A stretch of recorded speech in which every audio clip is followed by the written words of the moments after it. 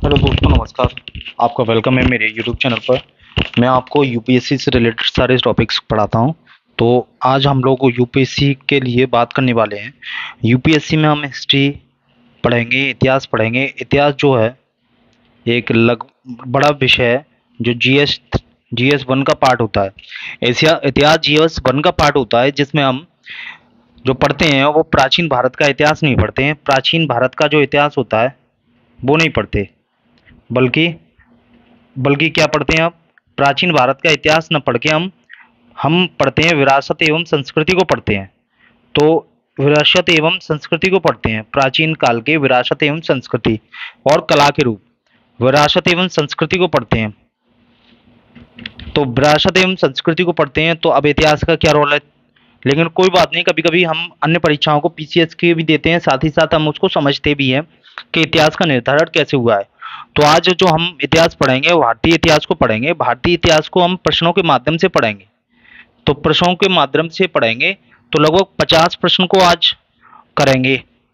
ठीक है, लगभग 50 प्रश्नों को करेंगे कि भारतीय इतिहास के प्रश्न किस तरीके से परीक्षाओं में पूछे जाते हैं। तो इसमें जो प्रश्न होंगे वो एसएससी के भी होंगे, एसएससी के होंगे, यूपी पीसीएस के होंगे, यूपीएससी के होंगे और साथ ही साथ अन्य परीक्षाओं के प्रश्न होंगे, जिनमें रेलवे भी है और अन्य परीक्षाएं। ठीक है, शुरू करते हैं। तो पहला जो प्रश्न आता है वो हमारे सामने ये आता है कि पहला प्रश्न कि बताइए। तो सबसे पहले हमारे सामने हड़प्पा सभ्यता आती है। देखो, मैं यूपीएससी का अभी जीएस का नहीं पढ़ा रहा हूँ, मैं अभी जो यूपीएससी का जो पढ़ा रहा हूँ, यूपीएससी का वो मैं क्वेश्चंस टाइप पढ़ा रहा हूँ। तो क्वेश्चंस को हम देखते हैं कि किस तरीके से क्वेश्चन आते हैं।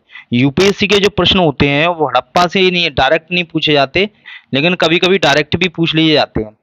तो जो इतिहास की जो बात है, प्रीलिम्स की बात करें, इतिहास के प्रीलिम्स की, यानी यूपीएससी के प्रीलिम्स की, प्री परीक्षा की, तो प्रिलिमिनरी जो परीक्षा होती है उसमें तो आते हैं, प्रिलिमिनरी परीक्षा होती है तो उसमें तो आते हैं क्वेश्चन। प्रिलिमिनरी परीक्षा में प्रश्न तो आते हैं प्राचीन भारत इतिहास के, और उसमें हड़प्पा भी आती है। ठीक है, हड़प्पा भी आती है और उसमें वैदिक सभ्यता भी आती है, वैदिक सभ्यता भी आती है, अन्य चीजें भी आती हैं। तो प्रीलिम्स के प्रारंभिक परीक्षा के पॉइंट ऑफ व्यू से तो हम इसको देख सकते हैं कि हाँ, प्रारंभिक परीक्षा में तो ये प्रश्न आते हैं, परंतु अब ये हम सोच रहे हैं कि मेंस में, मुख्य परीक्षा में आते, वो नहीं आते। तो अभी हम कह सकते हैं कि प्रारंभिक परीक्षा को हम देख रहे हैं। तो आपकी प्रारंभिक परीक्षा 2024 के लिए, यूपीएससी के लिए अगर आप देख रहे हैं, साथ ही साथ अन्य परीक्षाओं के लिए देख रहे हैं, जैसे एमपी पीसीएस की भी होने वाली है परीक्षा, उसको भी देख रहे हैं, उसको भी देख सकते हैं। तो शुरू करते हैं। अगर आप चैनल पर नए हैं, अगर थोड़ा भी आपको ये वीडियो अच्छा लगता है तो चैनल को सब्सक्राइब करना और लाइक करना। शुरू करते हैं। हड़प्पा सभ्यता जो है, क्वेश्चन है हड़प्पा सभ्यता, हड़प्पा सभ्यता का सर्वाधिक जो मान्य काल है, सर्वाधिक मान्य काल क्या है? तो सर्वाधिक मान्य काल क्या है, इसकी हम बात कर ले रहे हैं। तो ऑप्शन के थ्रू करेंगे। ऑप्शन दिए हैं ए बी सी डी या 1 2 3। तो ऑप्शन एक में दिया है 2800 ईसा पूर्व से लेकर 2000 ईसा पूर्व तक, इसको हम देखते हैं। दूसरा दिया है 2500 ईसा पूर्व से लेकर, दूसरा दिया 2500 ईसा पूर्व से लेकर, अगर 1750 में दूं,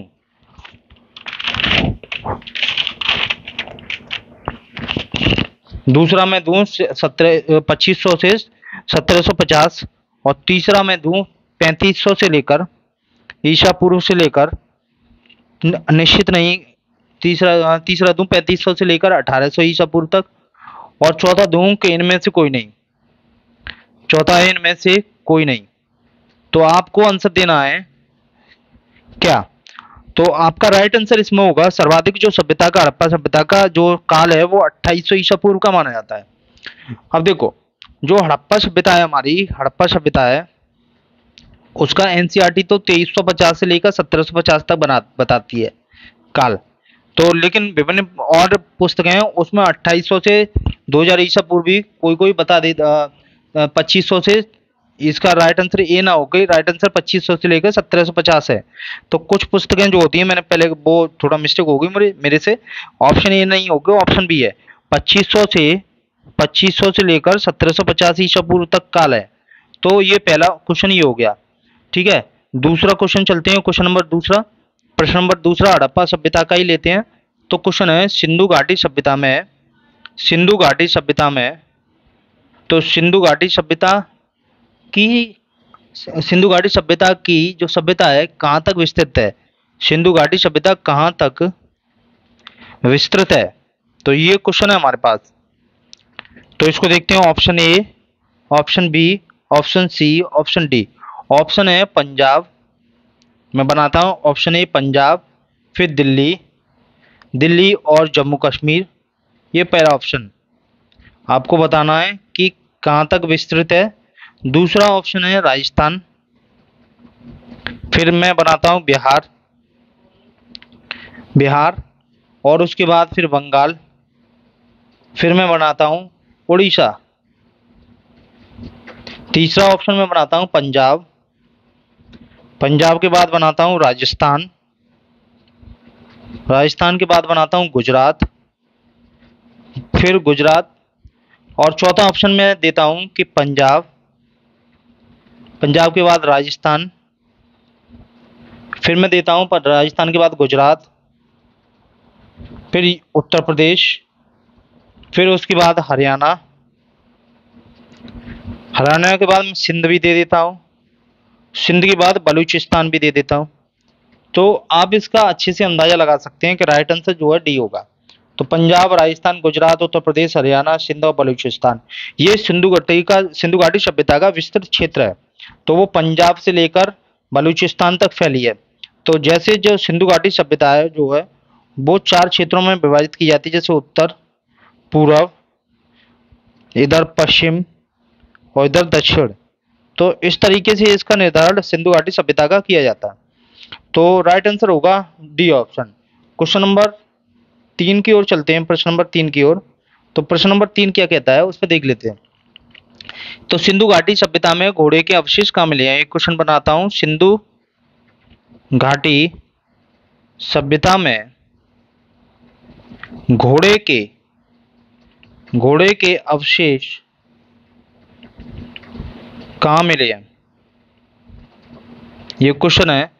ए option, B option, C option और डी ऑप्शन में बना देता हूं और आपसे पूछता हूं। ए ऑप्शन में सुरकोटदा, सुरकोटदा। बी ऑप्शन में मैं देता हूं, बी ऑप्शन में वनवाली, बनवाली। सी ऑप्शन में देता हूं मैं मांडा और डी ऑप्शन में देता हूं कालीबंगा। तो पहला है सुरकोटदा, दूसरा है बनवाली, तीसरा है मांडा, चौथा है कालीबंगा। तो राइट आंसर है सुरकोटदा। तो सुरकोटदा से घोड़े के अस्थियों के अवशेष मिले हैं। ठीक है, तो ये क्वेश्चन हो गया। नेक्स्ट चलते हैं। तो क्वेश्चन नेक्स्ट बनाता हूं, क्वेश्चन नंबर 4। क्वेश्चन नंबर 4 पे चलते हैं कि क्वेश्चन नंबर 4 मैं बनाता हूं कि क्वेश्चन है हड़प्पा सभ्यता किस युग की थी। हड़प्पा सभ्यता, हड़प्पा सभ्यता किस युग की सभ्यता थी, किस युग की सभ्यता थी। ठीक है, तो ये क्वेश्चन है। तो ऑप्शन ए, बी, सी और ऑप्शन डी देता हूं। ऑप्शन में मैं कहता हूं कि कांस्य युग की, कांस्य युग। बी ऑप्शन देता हूं मैं पूछता हूं नवपाषाण युग, नवपाषाण, नवपाषाण युग। और सी ऑप्शन देता हूं पुरापाषाण युग और डी ऑप्शन है लोह युग। तो आपको बताना कौन सी युग की सभ्यता थी। तो राइट आंसर है कांस्य युग की। तो अगला क्वेश्चन देखते हैं, question number 5। Question number 5, question number 5 है हड़प्पा सभ्यता के निवासी कैसे थे। हड़प्पा सभ्यता के निवासी कैसे थे। Option A, option B, option C, option D. Harappa सभ्यता के निवासी कैसे थे। तो पहले ग्रामीण, ऑप्शन बी शहरी, ऑप्शन सी यायावर और ये ऑप्शन डी जनजातीय। तो ग्रामीण, शहरी, यायावर। तो राइट आंसर है हड़प्पा सभ्यता के जो निवासी थे वो शहरी थे, शहरी सभ्यता थी, ना कि ग्रामीण सभ्यता। सभ्यता थी हड़प्पा सभ्यता, तो शहरी सभ्यता है हड़प्पा सभ्यता, इसलिए वहां के निवासी भी कैसे होंगे, शहरी होंगे। तो इस तरीके से मैंने आपको ये 5 क्वेश्चन करे हैं। नेक्स्ट सीरीज में 45 क्वेश्चन बचते हैं। नेक्स्ट वीडियो में मैं फिर से क्वेश्चन लेके आऊंगा, तो ये हमारी 50 क्वेश्चनों की एक सीरीज हो गई। तो फिर मिलते हैं एक नई वीडियो के साथ। अगर आपको ये प्रश्न अच्छे लगे हों तो आप चैनल को लाइक कर लें, सब्सक्राइब कर लें, जिससे आने वाली सारी वीडियो आपको मिलती रहे। ठीक है, फिर मिलते हैं, नमस्कार।